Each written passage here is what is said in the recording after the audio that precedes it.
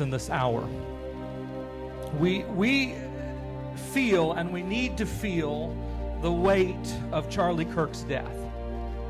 We need to feel that weight because for so long we have been told as conservatives, as believers, as Bible people that niceness is more important than truth, that it's unkind to disagree. It is not unkind to disagree. The only kindness that we can give people is to share the Word of God.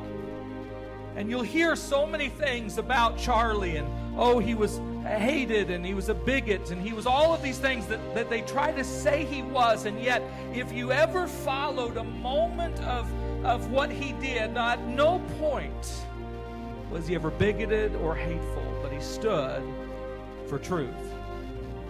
There is such an enormous difference between hate speech and speech they hate. And we have got to understand that often God is going to call us to stand at the crossroads speaking speech that they hate, that isn't hate speech, but instead is truth. The voice of martyrs across the ages has not been silenced, and I believe God is raising up many more voices to carry the torch of truth without anger, without hatred, without malice, but with the love of Jesus Christ, to say that we stand in the gap and we will be silent no longer.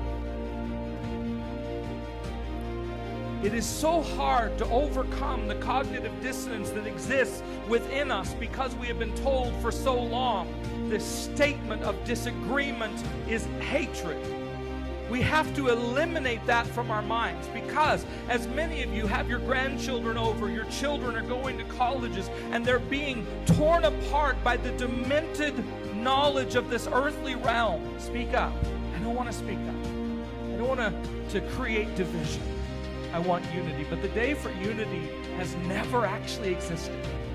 We can only be unified with Christ and those who follow his teachings.